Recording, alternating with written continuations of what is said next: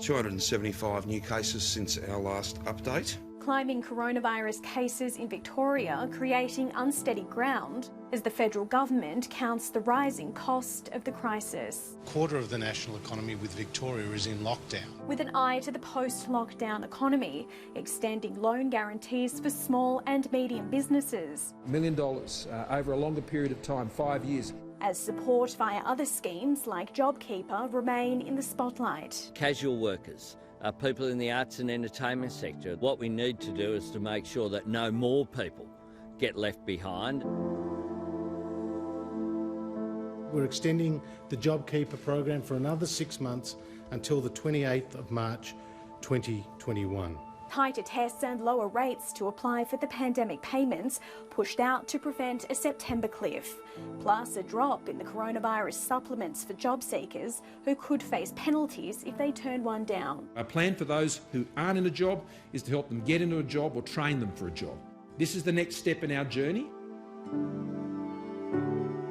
But the next step still proving perilous as Victoria records its worst day in the coronavirus pandemic. So first things first, there are 6,739 cases of coronavirus in Victoria. That's 484 new cases. And from record cases to record deaths, the government paints a bleak picture for the country's economic future. You're going to see eye-watering numbers around debt and deficit, numbers that Australians have never ever seen before.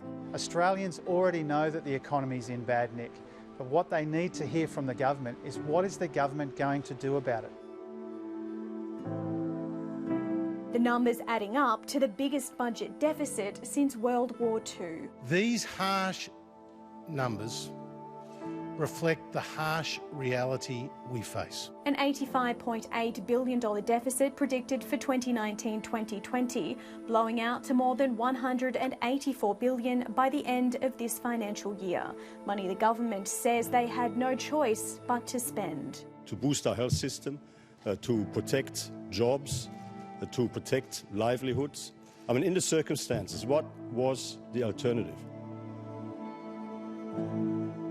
Alternative approaches to tackling the virus slapped down, with National Cabinet confirming its commitment to a suppression strategy. There will always be cases that come because Australia has not completely shut itself off from the world.